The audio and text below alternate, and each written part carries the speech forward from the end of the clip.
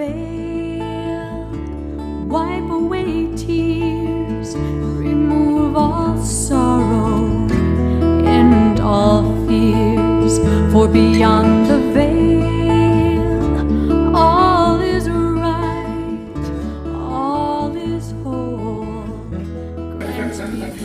Did you all notice that David stood and sang that song? Walk today without the walker, without any pain, something. And today's his birthday. All right.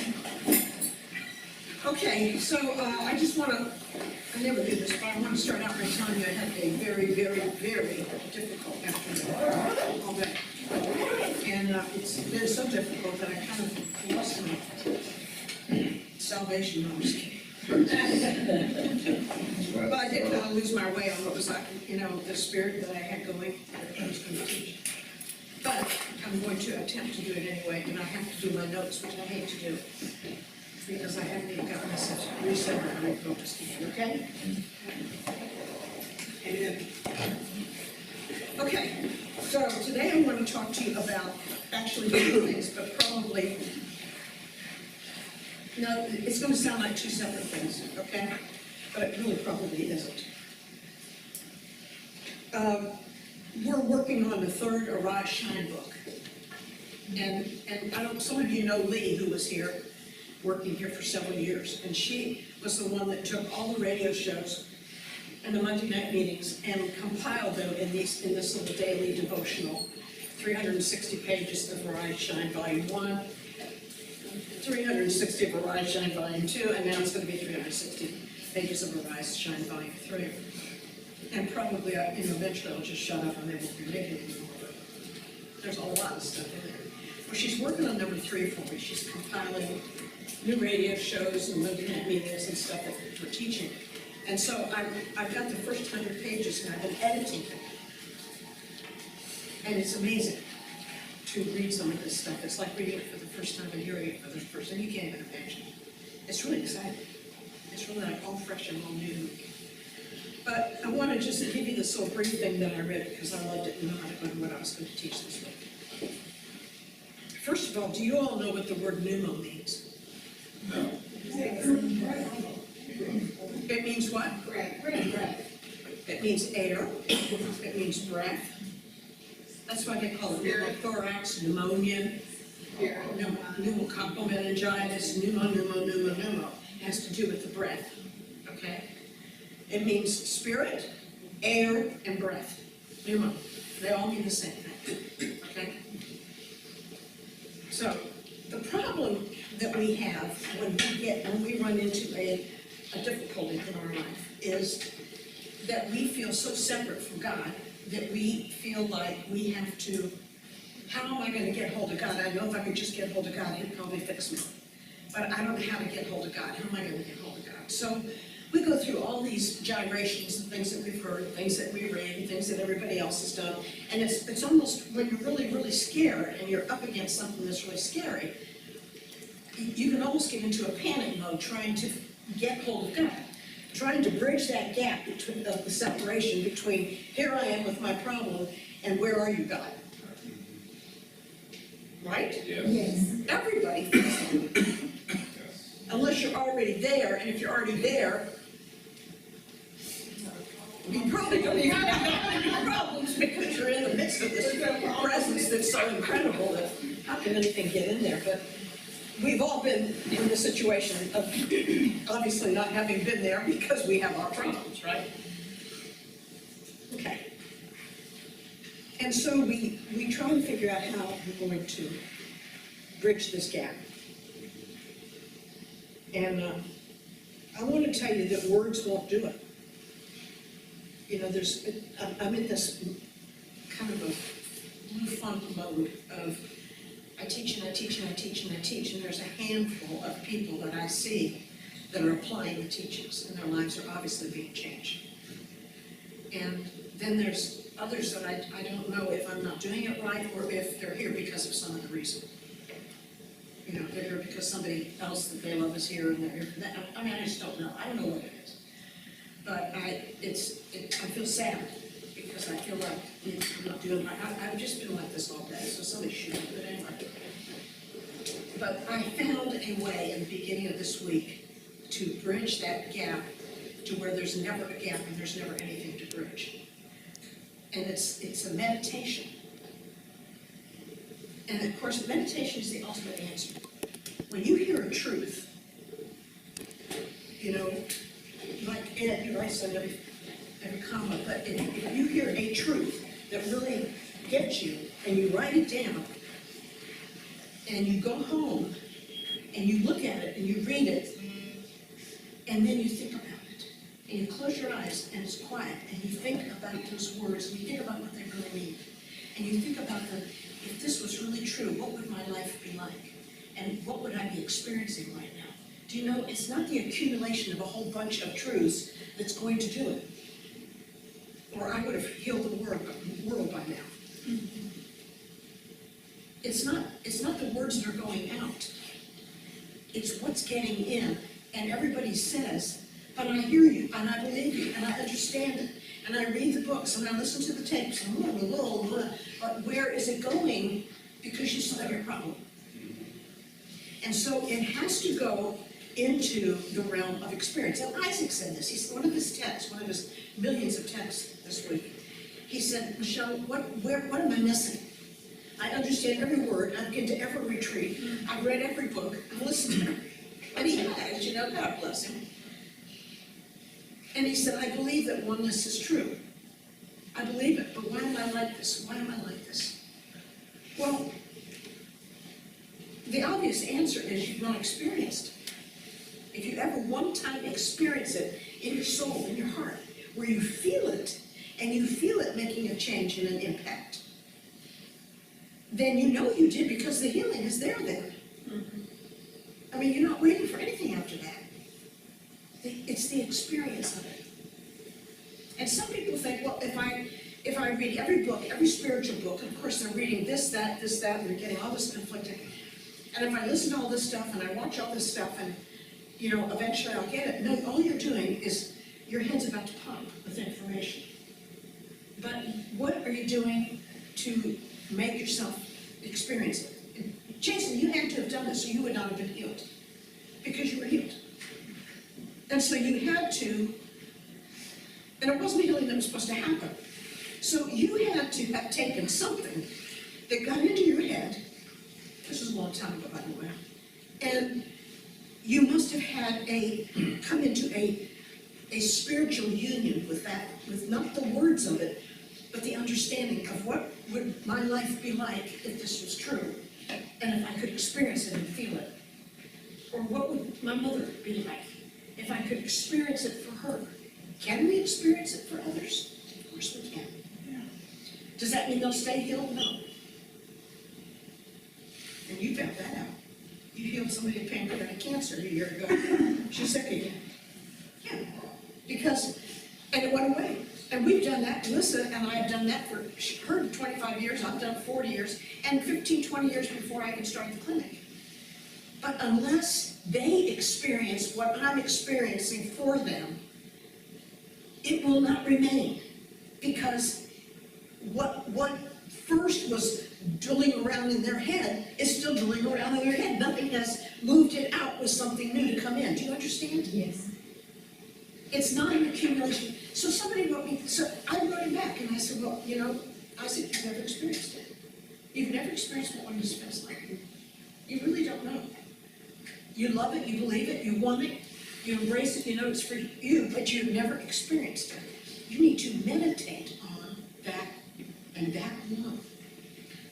Just go into that place that you can get into and just, what does it feel like to be one with God? What does it feel like? Am I supposed to? Well, if you read John 17, you know you're supposed to. Well, what does it feel like? And so I want to encourage you all to take the words that you've heard. You know, go back and watch other YouTubes like we're doing tonight. Listen, we got 200, 300 teaching tapes, radio shows. We've got books coming out of our ears. We've got tapes coming out. We've got CDs. We've got some. You'd be so tired of this voice all you have to do is take hold of one truth, just one. And you won't know which one it is that will break through whatever that mesmeric fog is that's making you accept something that God never made. Do you understand? Do you understand? The other thing that he's doing is that he is 100% focused on his problem. Now, that's very difficult not to be. And I've been there. I've been everywhere that everybody in this room has been before. And you know, you can get 100% focused on your problem, but you're building a shrine to it. And you're fearing it and you're worshiping it. And you wonder, and you're giving it all this power, and you're wondering, where is God's power? You can't do both. Well, how do I put it out of my mind, Michelle? Look what it's doing to my body. Look what it's doing to my, to my job, my finances, my this. By the way, I heard God say something driving home from Austin last night, and I thought he'd call. And he said, I'm making room. That's what he said. I'm making room. I'm making room. I know, I'm making room. And I got the idea that there was changes coming that needed to come because he was making room for something that he wanted to do or to put in that space. And I thought it was really a job. You know, we think when we're losing a marriage, or we're losing a best friend, or we're losing a job, or we're losing a dream that we had, or a focus that we had, and we think, oh, my God, my life is over. I mean, it's over. This was everything I ever wanted, everything I thought I could. And we think when we're losing it, we don't see it as God making room for something that he wants to put in. We just die inside, and we kick and we struggle against something being taken away, or us losing something. And we kick and we struggle because it's familiar, we love it, and we don't want to lose it. And we don't really trust that God's in control, and that a good man's steps are ordered by the Lord, and that he delights in the way that he leads him. Do you understand? Hello? Yes. Is anyone home? Yes? Yes. We forget that God's still in control. We see something happening, we say, boom, that's all gone. Everything I ever dreamed for, everything you ever gave me, everything that's all gone. I told you he would make it through.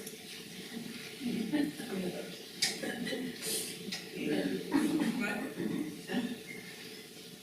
He'll text me tonight, I'll tell him what a bird he is.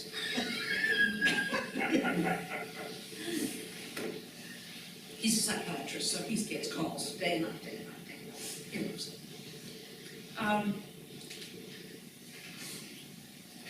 Do you understand what I'm saying? Yes. Well, so let me finish this and I'll come back. You don't know what truth it's going to be. But if you would just ask, what is the one thing that I need to hear right now that will shift this whole consciousness that I'm so, it's like quicksand. I'm in it and I'm just like, and the more I struggle, the deeper I get, and the more I struggle, the deeper I get. Where nothing's changing. I've done everything I know to do and nothing's changing. Well, old order religion says, well, in God's time. But I think every time is God's time. I think God is omnipresent, omnipotent, and his time is always now.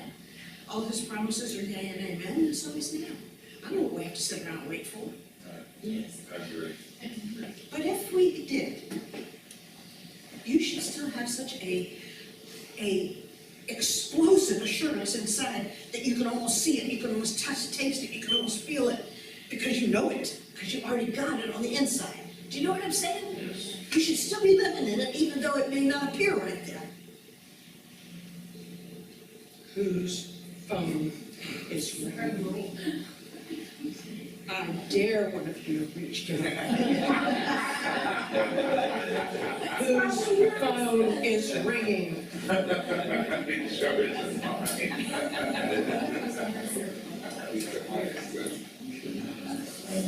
This is a disaster.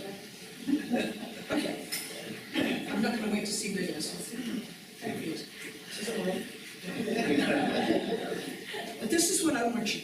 I want you to get away from this idea of there being a separation. I want you to think about the word pneumos, spirit, air, and breath as being all the same.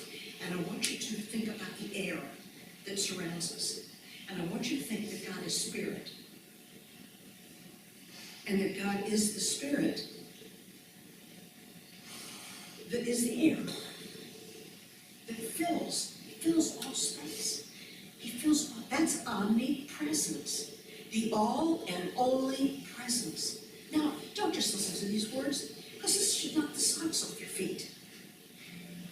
Don't.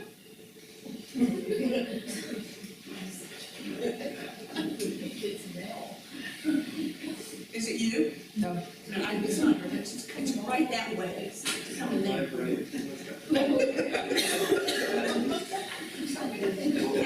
Okay. I'm watching. Who reads that text? Okay, listen to me. If God is the permeating air all around and about you, every time you take a breath, you're taking the breath of spirit. Every time you release a breath, you're making room for taking another breath of spirit. Don't you get it? How can you be separated? And so now when you think of all the attributes of God, the goodness, the faithfulness, the mercy, the strength, the power, the intention and purpose is always to maintain divine order, to maintain his divine order. Who holds this creation in the palm of his hand? Who turns it whichsoever he chooses to turn it? Who's controlling this issue? No, you think because there's wars and there's accidents and there's crazy things going on out there and political insanities and everything else, you think that because, and people shooting up people for no reason, you think that God's not in control. No, he is in control, and the sooner you see it, the sooner those things stop.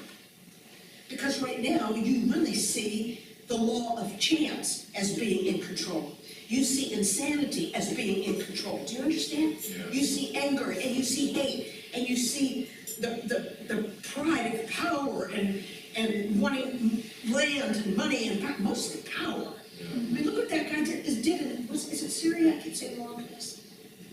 Is it Syria? Yes. Oh, yes. The dictator. Look what he's done, just so he can maintain power. Good God, somebody shoot him.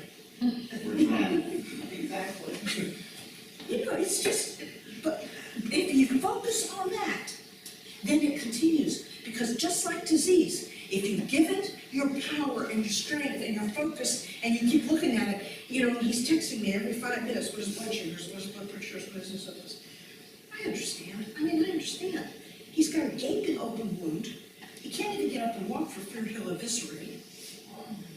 I mean, he's in terrible shape.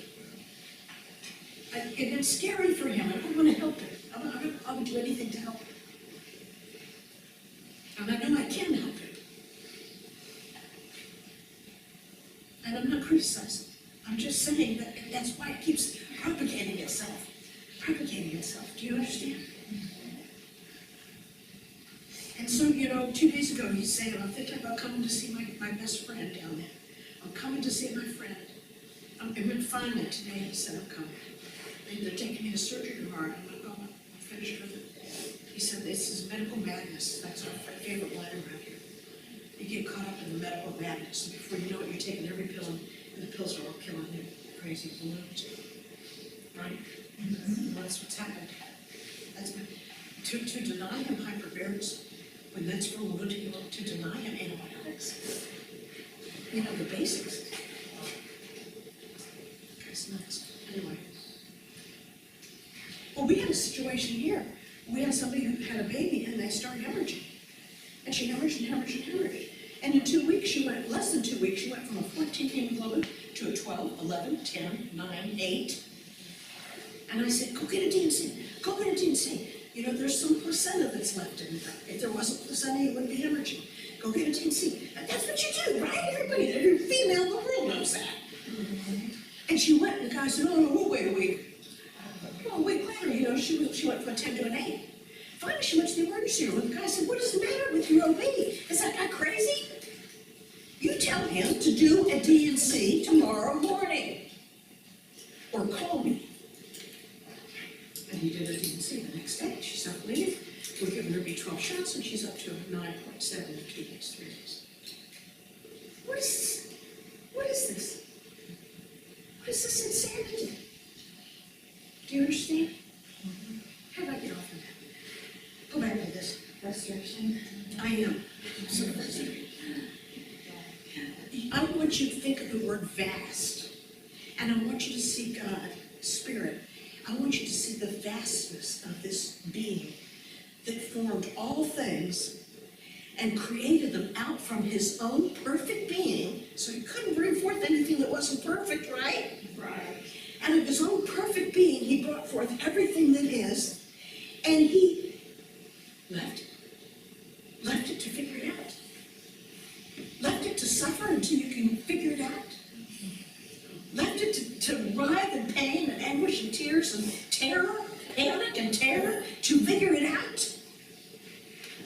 Or he maintains it in the palm of his hand. And he holds everything under the shadow of the Almighty. The good and the bad alike, because he doesn't see good or bad. Because in the day you eat thereof, you shall surely die. He's not looking at good and bad. He isn't judging good and bad.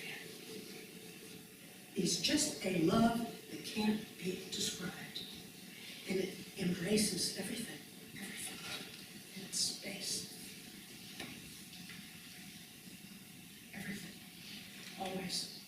And when you know that, and you feel it, and it's not just words, then you'll start seeing a change.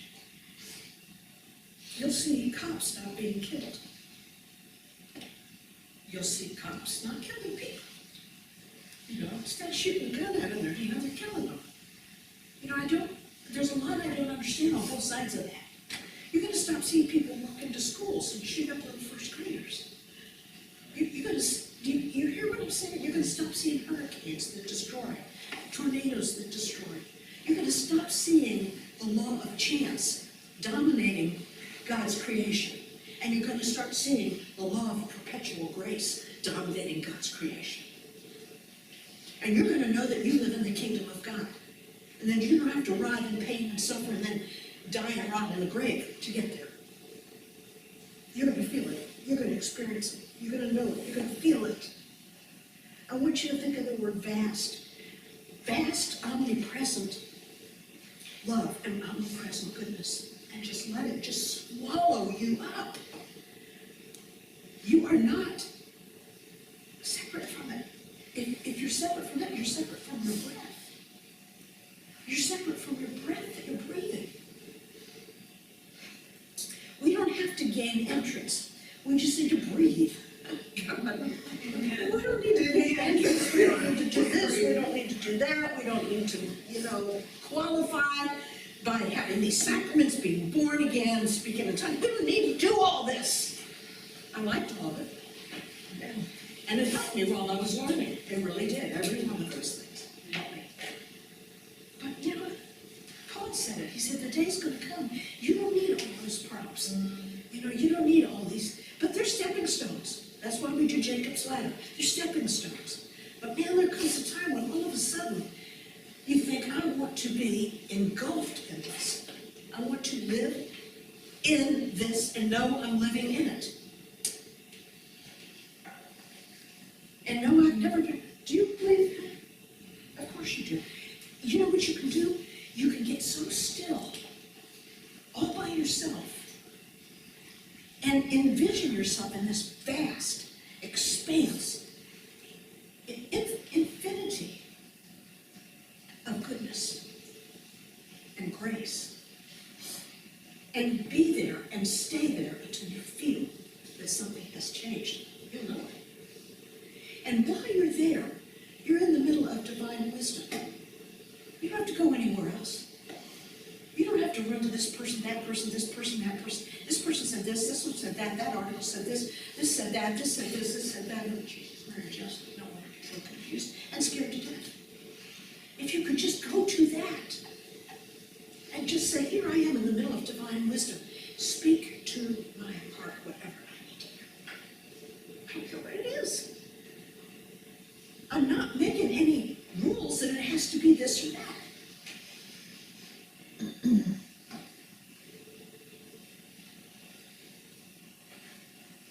I'm not saying you can't go to doctors, you know that. I mean, I sent her for a DNC 3 weeks ago, I'm yelling at her. I don't believe in that. I believe that you don't do anything until you've heard. That's what I believe. That's what I believe. So, which leads me to the next part of what I was going to talk about. Do you like what you heard so far? Yeah. Do you think you can do it? Yeah. Of course you can do it. You want to take the time to do it? Yeah. Of course you want to take the time to do it. I said to one of my daughters, my oldest daughter once, I said, everybody talks about meditating. I never meditate. I can't sit still long. And she said, Mom, your whole life is a meditation. What are you talking about? And she's right. I am in there all the time, thinking, feeling, wondering. I don't want to be separate from it. I don't want to be separate. I can't now. Now I know. I live and move and have my being in it. I can't be separate from it. I can't even feel separate from it.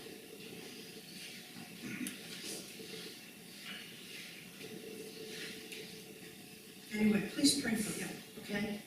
He still needs to get down here, and we still have that hurdle to.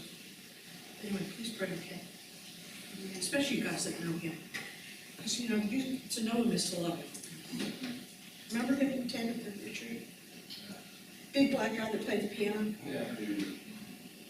Adorable, huggy. Did you ever hear him sing that? Safe in my arms? Yes. Yeah. Yes. Have a seat. It's beautiful. Oh, people listen to that one song and they're healed. They'll listen all night long. They'll get it on one of those, you know, things that go on and on. It keeps replaying, and by morning it's gone. But I realize it's gone. So anointed, so full of the presence of God. You can't hear it and not cry and feel loved and just consumed with love. Okay, if good and evil is not the answer, and we know from Genesis that good and evil, you know, is obviously not. God isn't interested in your goodness any more than he's interested in your evil. He doesn't make judgments of good and evil. Very hard for some people to take because their whole life has been good and evil. But he said, in the day that you eat thereof, and the day that you partake of this whole consciousness of this is good, this is evil, good, evil, good, evil, good, evil, good, evil. And then you set yourself and you do everything you can do to be good, hoping that you will gain entrance into something that you feel like you don't have. But these people over here that are not doing good or doing evil are not going to make it unless they repent and do what I did. Now, they may not say it so harsh, but that's exactly what they're saying. And you know it, and I know it. Right? But God said good and evil, isn't it? He said you have to eat of life, and I am life. You have to see me as the life that's all around you. You have to know that I'm the life of every living thing. You have to see me as the life of a squirrel, the bird, and you have to respect those animals. You have to see me as the life of every person, every fish in the sea. You may not want to get close to some of them, because they may not know that they're alive yet. But you need to know and you need to see it. You need to see life everywhere. You need to partake of life because I am life. I am life.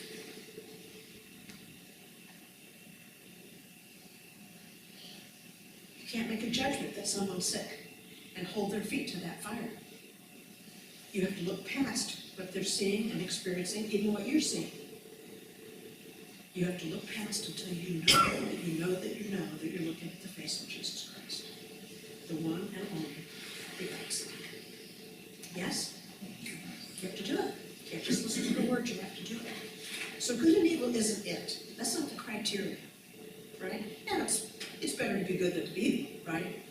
Because, you know, you're socially unacceptable for evil, but that has nothing to do with God. Okay? If morality is not the criteria, morality. Many years ago, I thought this mountain of morality, no matter how hard I climb, I'll never reach the top because it keeps getting higher and higher and higher. I just can't be good enough. Morality is not the answer. If you are spiritually minded and you are partaking of life and the love of God is consuming your soul, you will be moral.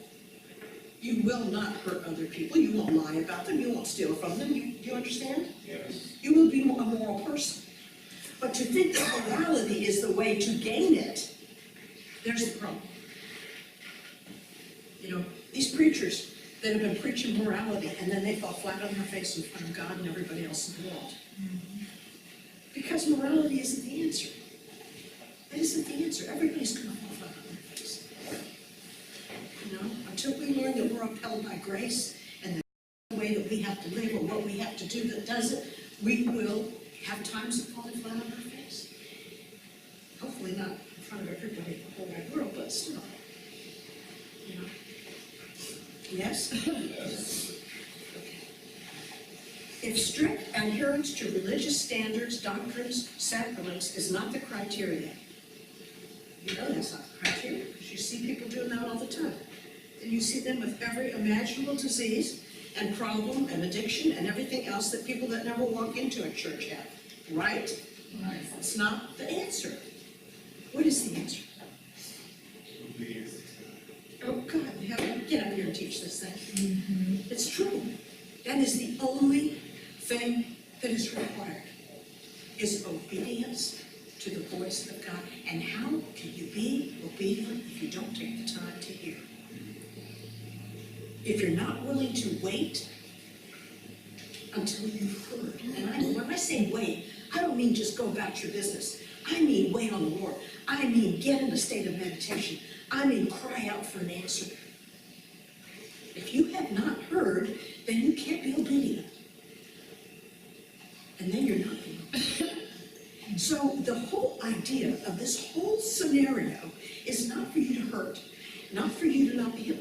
God can heal like this. Boom. Can God heal like this? Yes. Like this. It's no big deal. We've watched it for, and then I see times when it doesn't happen.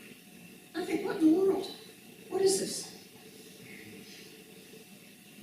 I know that God can heal the drop of the hat. His inability to heal is not the issue. His unwillingness to heal isn't the issue.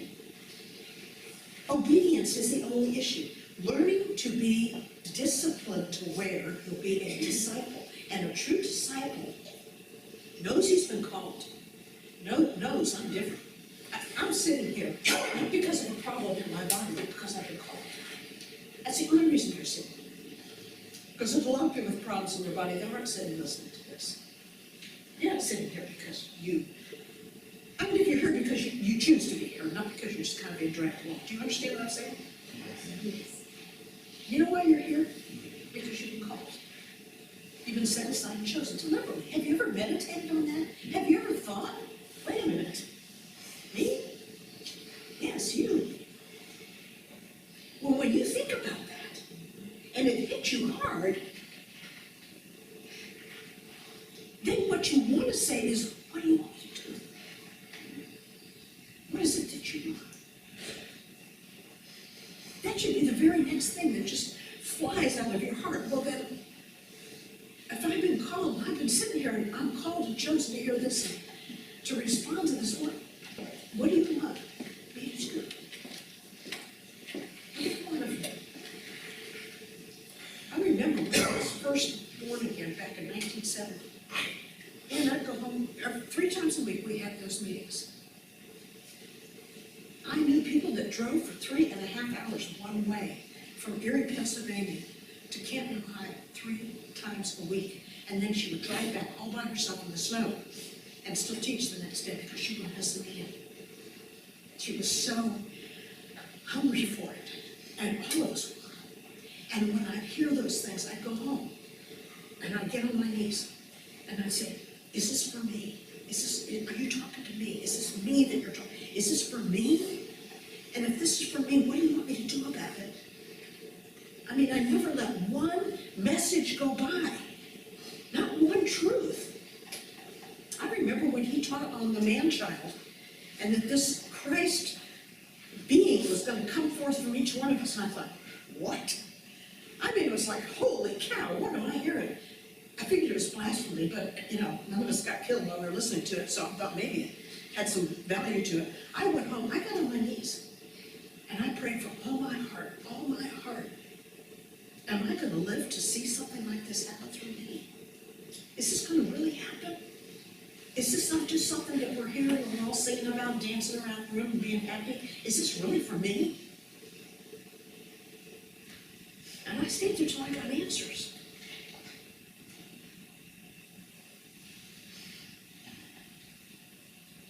Obedience is it. I was talking to my cousin, hadn't seen her in a long time, but I get all these emails.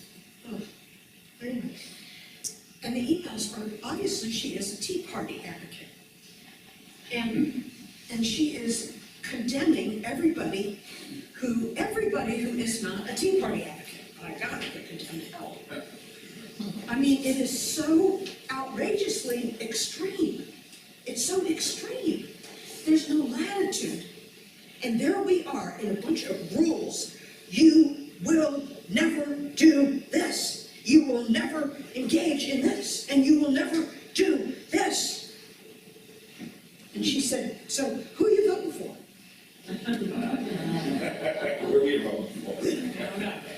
Well, I said Trump because I want to see what happened. I love to get the right, you know, I mean, it was crazy, but anyway. No, I said, one thing is for sure, I don't belong to the Tea Party. You know, I'm a Republican, but I'll jump ship if I see somebody that I feel God has raised up from another party. I don't care. I pray and I ask God, who should I vote?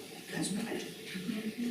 You know, I'm a registered Republican because of the Vietnam War. I jumped ship. Became a Republican. That doesn't mean I don't belong to anything. You can't hold my, but I'm no Tea Party, that's for sure.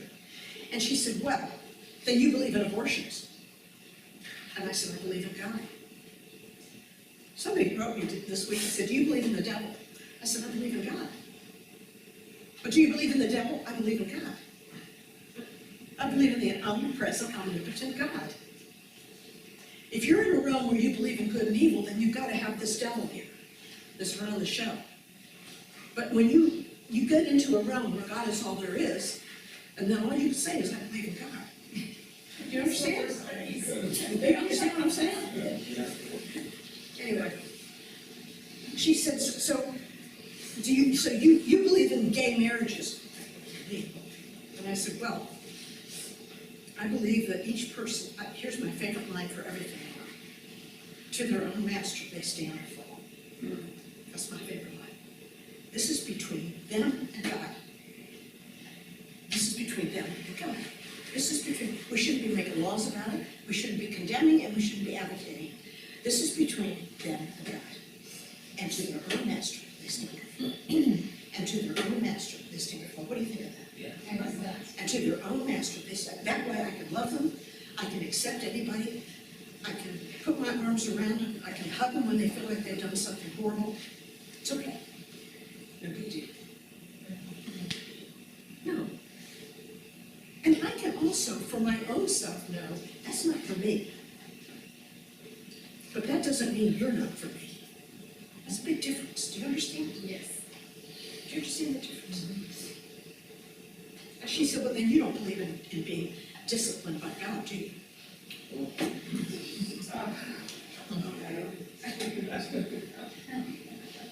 I said, you're being disciplined by doctrine. That's what's controlling you, doctrine. Rigid doctrine. You're not being controlled by divine love. Oh, love, that's kind of wishy-washy. I said, sweetheart, one day you're going to find that's all it is. And it swallows up anything unlike itself. And so anything I've ever been involved in my life, or seen other people involved in that I know is destructive, we're going to all be so consumed by love that we're not even going to be thinking about stuff like that.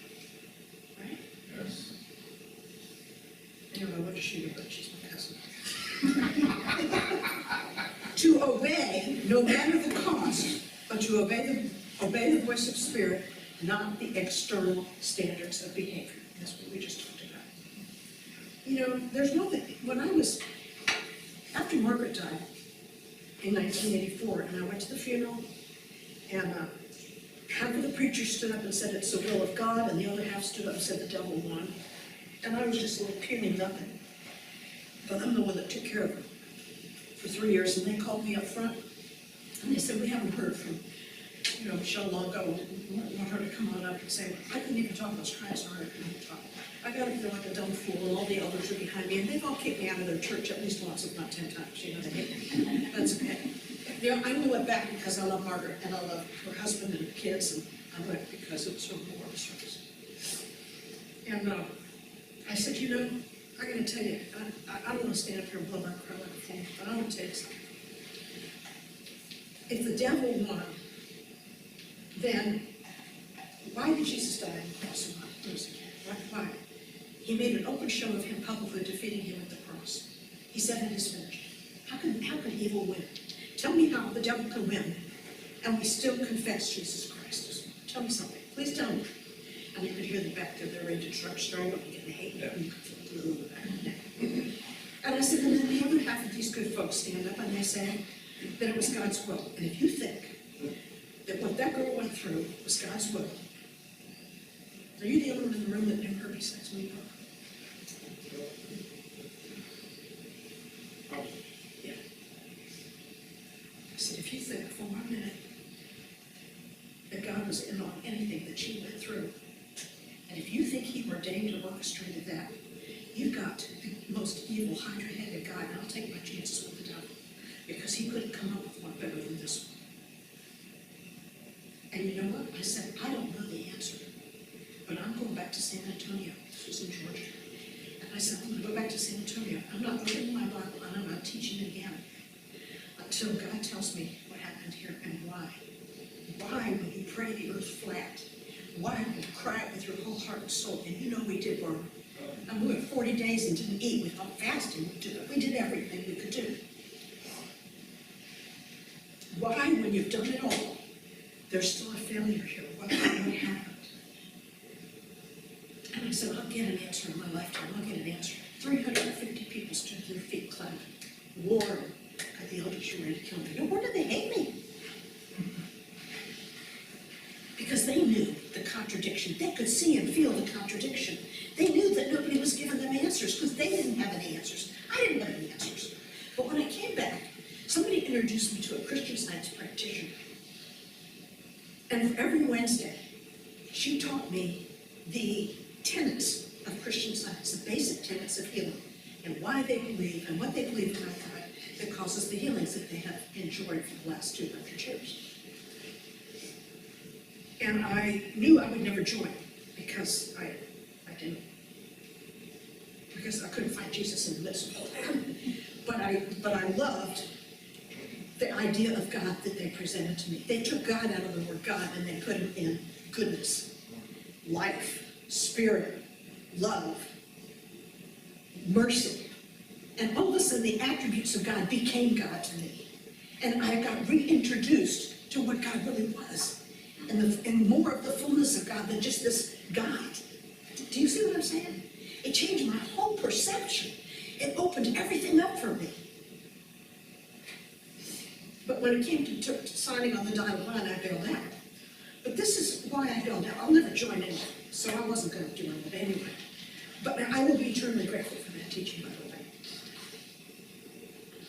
But I bailed, and I bailed because their adherence is to their doctrine. You have to go along with their doctrine. Matter of fact, if you don't go to their church. You're not allowed to speak in their church.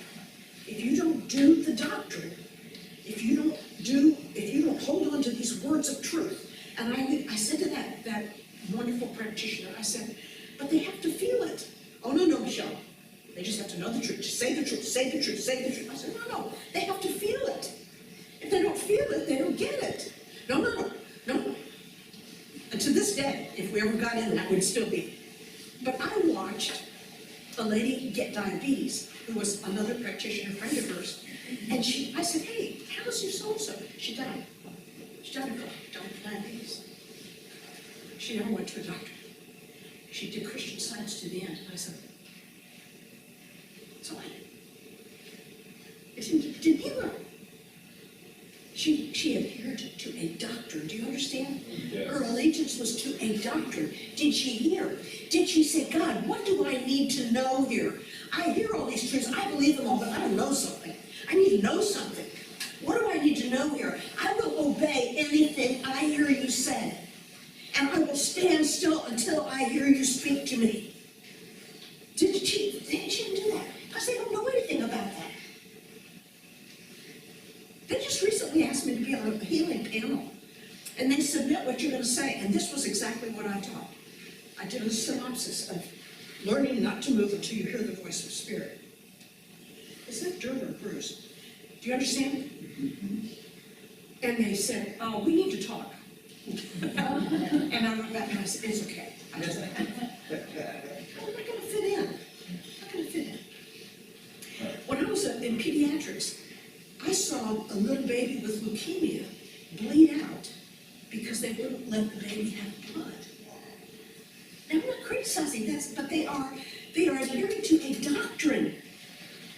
And maybe, if God had said no blood, he would have healed the baby. Do you understand? Do you hear me? He wouldn't have let him bleed out with his eyeballs and everything. It was ridiculous. No, come on. The answer is go to God and say, I belong to you. You form me, you make me. This is a challenge, and it's not a surprise to you that I'm standing here facing this thing. Right? And I belong to you, and I'm a servant of God, and I want to do your will. So I need to hear it. I need to know. What do I need to hear? What do I need to know? What do I need to do? Back in the 70s, and do you remember the song? You must wait on the Lord. You must wait on the Lord. Oh, nice. In time. You must wait on the Lord. You must wait on the Lord. What to do, I'll hear what to do, what to say, what to know, what to do, what to say. Just because I'm botched it up. I know if you ever heard somebody actually sing it, you know it. But anyway, way back then, this is the ultimate, this is the foundation message of anybody who calls themselves a servant of God, a son of God, called, chosen, set apart. Chosen means set apart. Do you understand? This is basic. Basic. Otherwise, you're following helter-skelter, whatever you're doing. And so you're full of fear, you're full of doubt, you're uncertain, right? Well, how can you be healed? How can you be healed when you're uncertain? You have to be certain. And how can you be certain if you haven't heard? What else is going to make you certain? There's nothing in this life that's certain except what God says. That's certain. Do you understand? That's why it says, That's me, I'm sorry, I was trying to take it. oh, it's not your phone? Well, it is, but I was writing this. You want a piece of paper and pencil? Better. No, if you can get a piece of paper and pencil. I have a pen here for you, Spirit. I just don't have extra paper. Yeah, I do. I have a notebook here about it. Never mind, I got it. I heard some.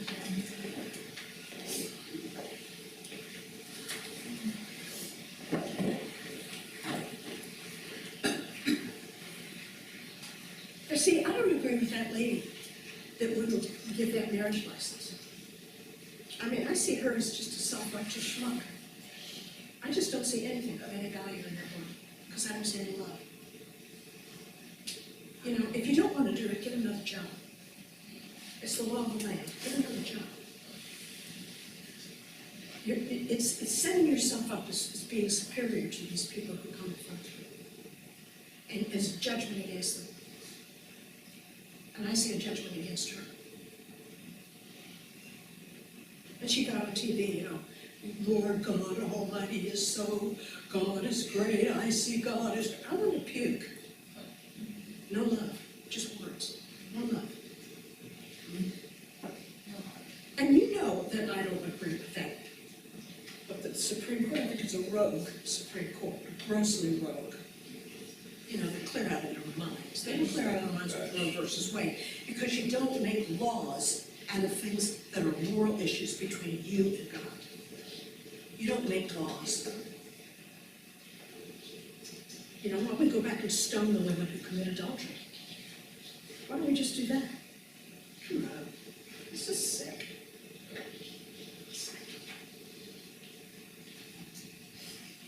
If she didn't want to do it, get another job.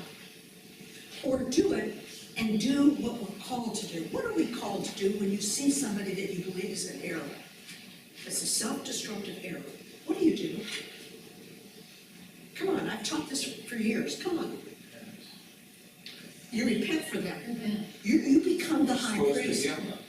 That's right, you heal them. You become the priesthood. You're here to be the authority of the king and to be the priest. And what is the priest? The priest approaches God in behalf of the people and takes the blood and the oil. And the oil is the Holy Spirit, the anointing, and the blood is the blood of the atonement. The mercy. What's atonement? It's mercy. It means everything is removed, and mercy blanket is what's dropped on these people, and now they can think clearly and see clearly, and now it's between them and God.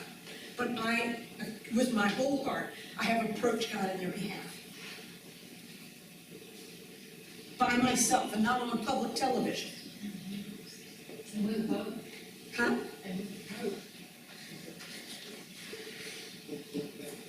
He's a nice guy. He's a nice guy. Of course he's a nice guy. Everybody's a nice guy. I'm just telling you what we get caught up in. And we become so rigid and so condemning. And we think we're so right. You're not right when you're hurting somebody. You're not right when you condemn somebody. You're not right when you're not loving. And you're not right when you're not healing and you're condemning instead. You are not right. Before God, you're not right. No, I'm not Mr. Cardiac.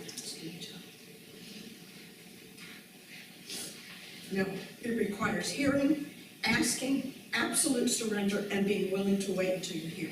And I mean wait before God. I don't mean just kind of whistle in the dark, going to work every day and go home. I mean, if it takes all night, it takes all night. If it takes all weekend, it takes all weekend.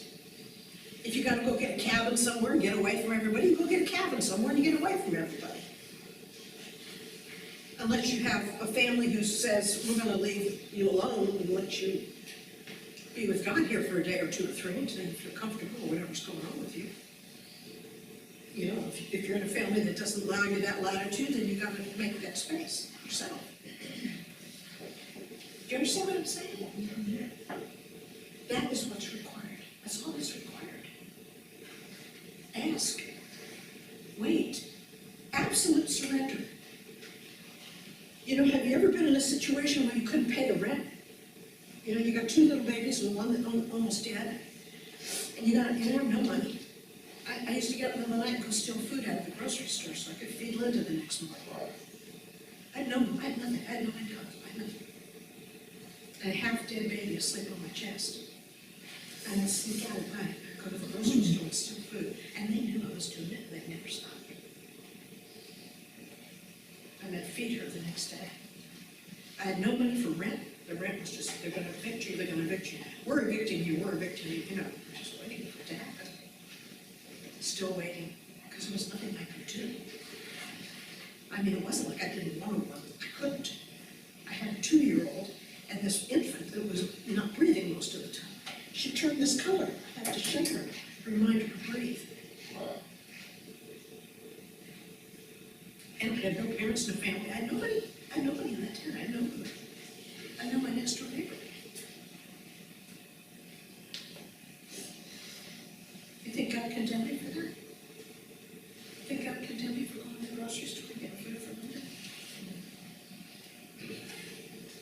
Don't you see that I can stand before my master and not feel the least bit concerned about that? Don't you see that we walk before God? This is between me and God. You know, if I broke into somebody's house and stole something because I wanted something that they had that I didn't have, that'd be a different story for me. I wouldn't have the conscience that my conscience couldn't be clear with that. Do you understand?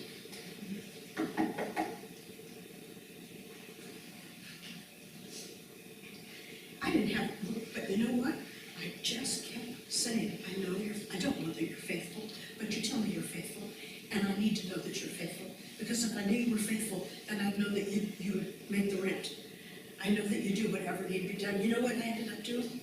I ended up going down to the Mississippi farm, selling everything I had in the house, buying a little 18-foot travel trailer, going down and living there for 3 years at that Bible school. I bought the trailer with what I had.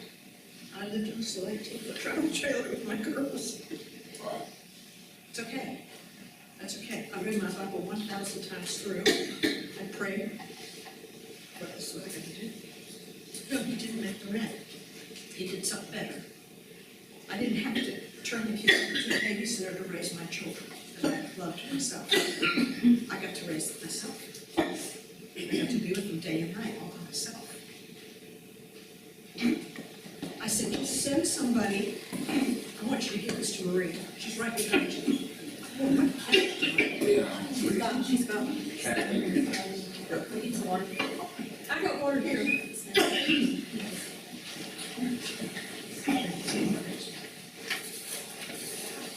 To the rescue! To the rescue! I sat up there and done it myself. Do y'all remember when I sat on a stool at a retreat and fell off the stool?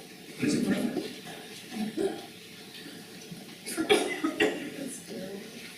There's something you never forget. Anyway, you know, he didn't, money didn't fall down from heaven. Somebody didn't give me the rent. I didn't, all of a sudden somebody came forth and said, I'll babysit the kids. No, he did everything so perfect. I got to take care of my own kids. I got to raise my own kids. I got time to read and learn my Bible because I didn't have the time when I was working.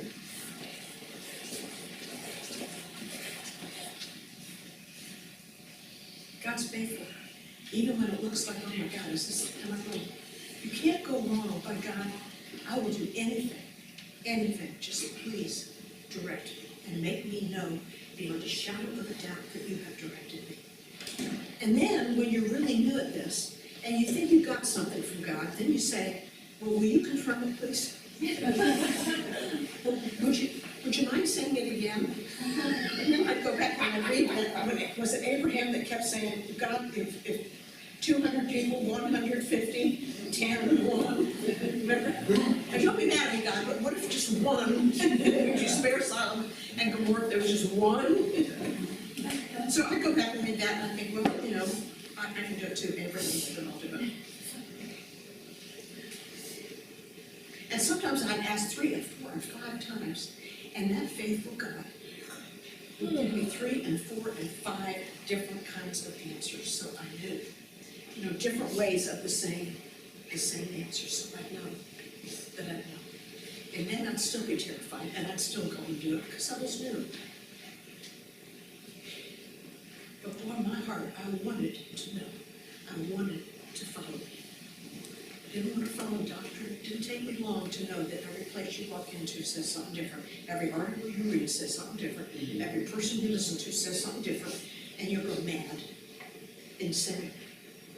And there's no confidence. That's why it says, cast not away your confidence, which hath great recompense of your reward. For after you have done the will of God, you will receive your promise.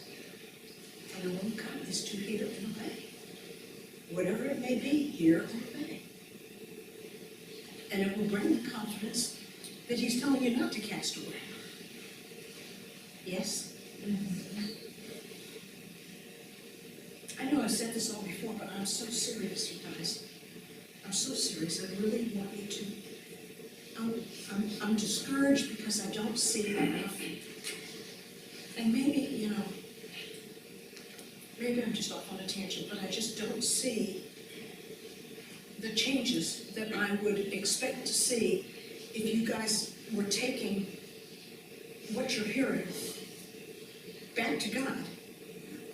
You know, don't ever tell me that was really weird. I really enjoyed listening to you tonight. Don't tell me that. I don't want to hear that. I don't want to hear whether you enjoyed it or not. I don't really care whether you enjoyed it or not. What I care about is, are you taking it home? Are you taking it back to the throne? Are you taking it to God? Are you saying, whatever is true of this, write it on my heart? And whatever is not true, just let it pass. Do you understand? Yes. That's what I want to hear. You know, I stayed awake and I meditated and prayed, and this is what I heard. And this is what I felt, and this is what happened.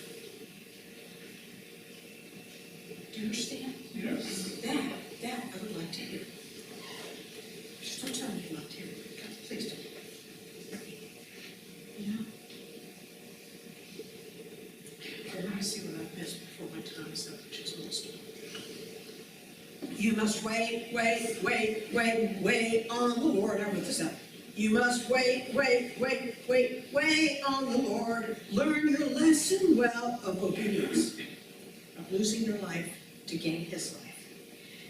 Learn your lesson well. In his time, he will tell you what to do, where to go, what to say. You must wait. You know, it was the Maranatha singers or some of those early singers. It's okay.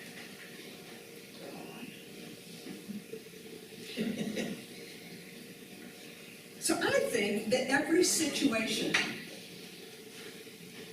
is really an opportunity for us to learn to ask, hear, obey. Ask, hear, obey. Ask, hear, obey. I never think it's for our good, because it's not. I never think that we needed it, because we didn't. I never think that we're being punished, because we're not.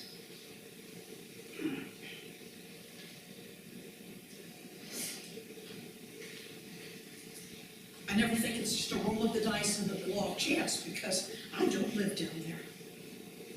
I live under the law of God, not the law of chance. That's for the world. That's not for me. And it's not for you guys either. It's not just, oh, you know, if 10 out of every 100 people are going to get this, I guess I was part of that. No. Pick up your dice and go home. It's not the law of chance. Unless you want to live there, which is pretty pathetic. Right? Yes. So then why am I facing this, God? Is it to hurt me? To harm me? No. To teach me? No. To punish me? No. Then why in the world am I facing this? But I will learn obedience. And I will learn step by step by step. It will change my consciousness. Remember we talked about this a week or two ago. Every situation changes our consciousness to more and more and more. You come into the consciousness of the Christ. It can't happen overnight. It takes these situations of you surrendering to whatever issue will. Just tell me, speak to me, talk to me, let me know. But you think that you found somebody and everything is wonderful. And I hope it is. But I want you to ask. I want you to ask God. I want you to say, God, you know, now I'm finally happy and now I found somebody and now I'm not alone anymore. But I don't want you to go through another hell. I want you to ask. You two back there, he's asleep, but him. I want you guys to ask. Oh, but Michelle, I've waited for so long. I don't care. I want you to ask. But what if God says no? Then what's more important to you? Waiting for the right person? Obeying God? Finding that new strength and new fullness of God that you never knew before because you obeyed? And then what if he says yes? Then you've got confidence. You've got a confidence and an assurance that how many people that are happily married actually prayed and asked God before you married that person? I know you did.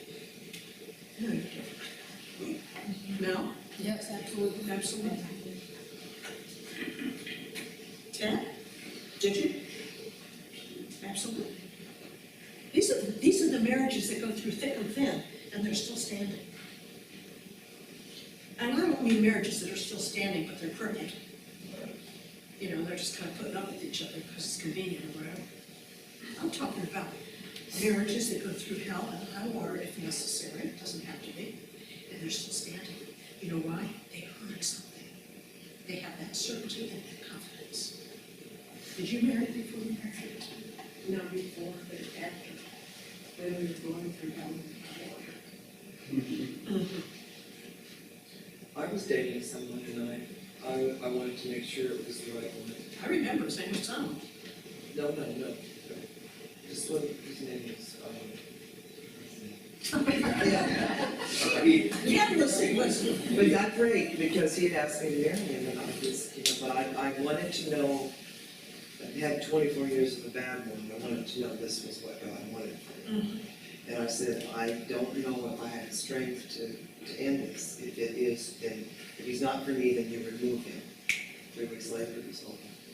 And I didn't know. I remember because we were walking across the dam, the bridge over the dam, and we were talking about I remember that. And you know, that is obedience, because that breaks your heart, because you didn't want to be alone. No, but I did put it through. But you didn't want to go through what you went through before. But that's not even the point. The point is, I asked, in spite of the fact that I really was afraid of what I might hear. Didn't know what I was going to hear. I asked, and I obeyed. And you don't think that God's blessing is up there for that? Well, it is. A blessing that will knock your socks off. A blessing that will knock your socks off. And don't wait anymore. Don't wait, just receive it. You've waited long enough. You've prayed. You've been faithful. You asked, you obeyed. You've gone through hell and high water. Now just receive it. Just receive it. Just receive. Don't wait anymore. God is waiting.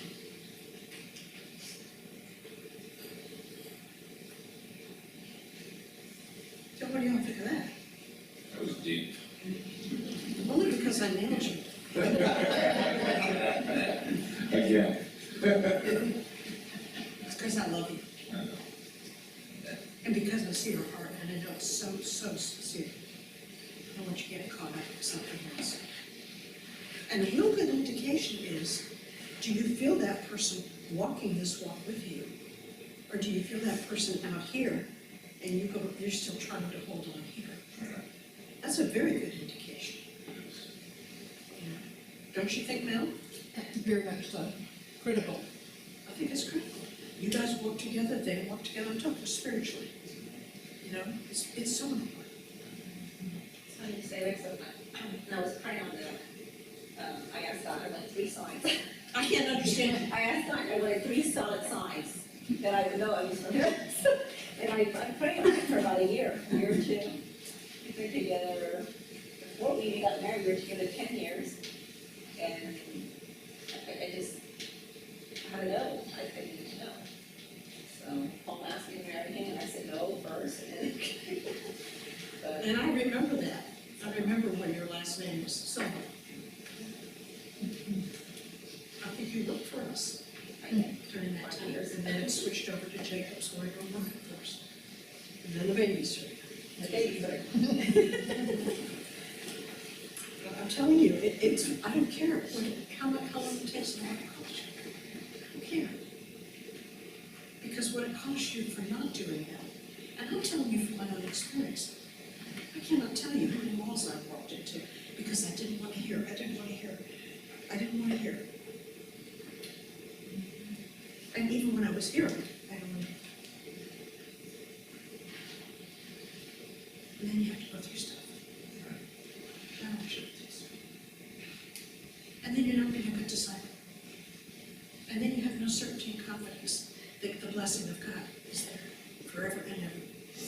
So help me God, as long as we can show up.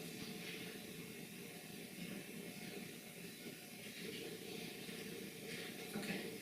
I have another page, but I think I've kind of wore my welcome here. I have to tell you that I'm thinking seriously of stopping the Monday night meetings.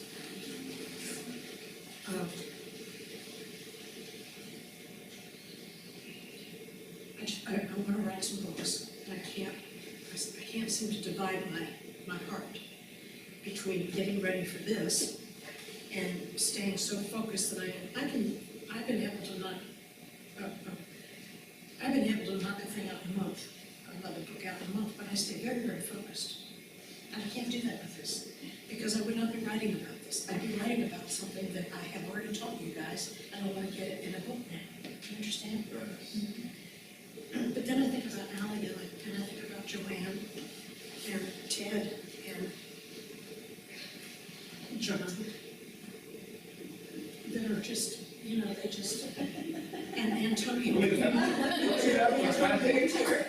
thought about you too, that wouldn't miss a meeting unless there was a train rolling over them, and their life really depends on holding on to it and their foundation, and I know that, and then I feel like a big critic.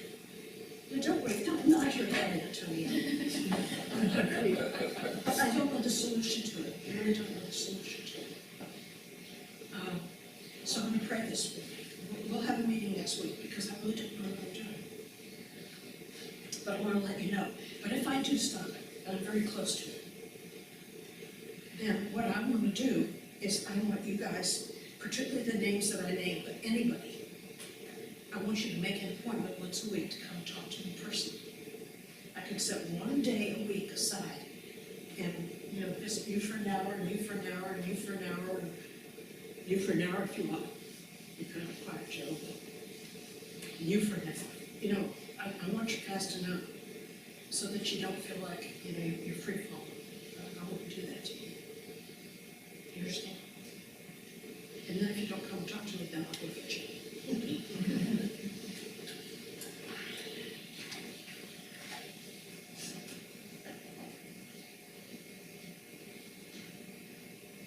I mean, we'll just set it up. We'll just set a certain time. Even if it's after work time or something. What about once a month? For a meeting? Or twice.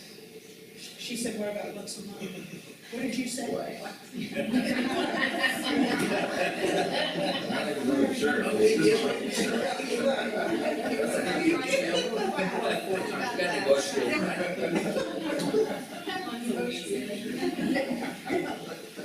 And see, if I wait till I usually quit around Christmas, I'd get ready for the retreat, then I'd be ready for the retreat. It's like a never-ending cycle. I think you need to just see what is gonna work for you. I do too. I think I need to hear everybody. But I'm feeling a big change in the way it's coming, big change in the way it's coming.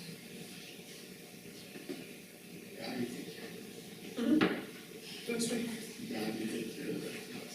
What does he say? He God said can the Bible take care of the take rest. care of us. Yeah, but I'm not gonna abandon anybody. Well, it is. Yeah, he's nodding his head, yeah, it's abandoning. I won't abandon, I promise I won't. Because I think it's part of these meetings are part of the whole thing. Well, that's what I think. But,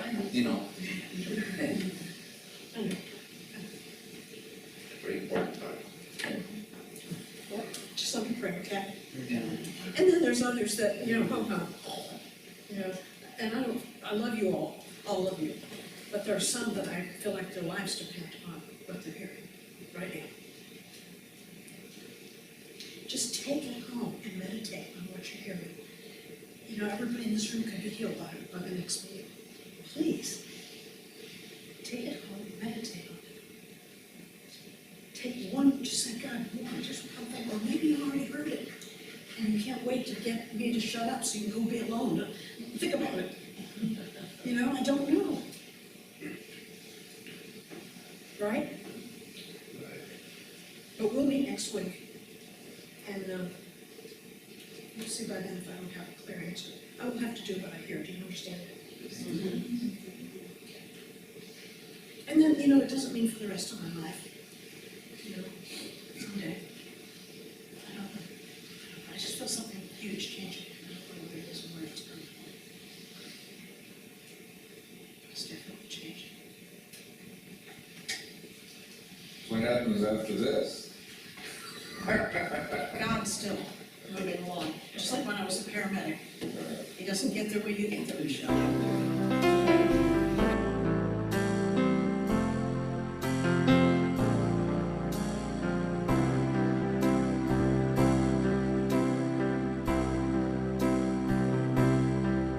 I felt alone and walked with sadness so severe. Didn't know what to do. Choked back desperate tears. Longed for hope and healing from seeming lack and fear. And as I walked, I saw a stream. I felt it draw me near. Everything will live where the river flows. Everything will live where the water goes.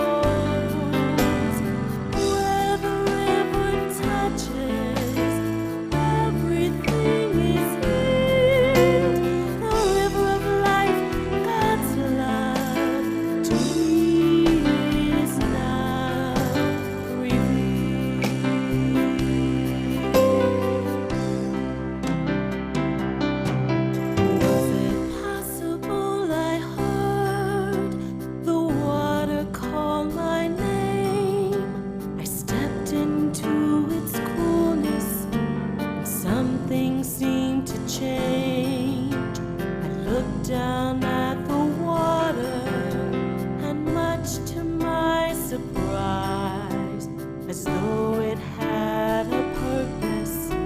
The stream began to rise. Everything will live where the river flows. Everything will live where the water goes.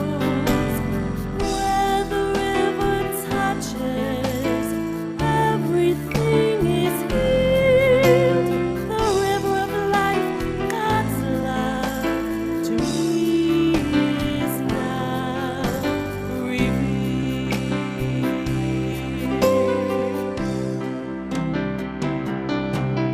The water's depth increased from my ankles to my knees, washed away my sadness. I felt it loving me. Could it be, I questioned, but it couldn't be denied. Something good was happening, I knew it deep inside. Everything will live where the river flows, and everything will live where the water goes. Where the river touches, everything is healed. The river of life, God's love, to me is now revealed.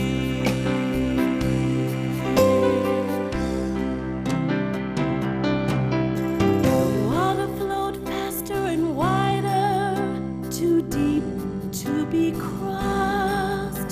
I felt myself engulfed and lovingly was tossed by waves of joy and peace.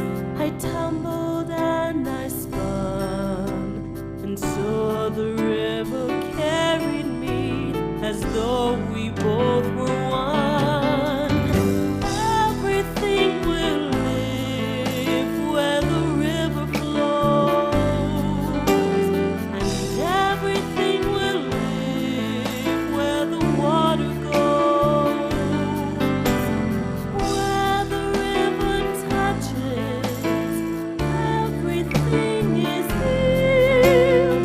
The river of life, God's love, to me is now revealed.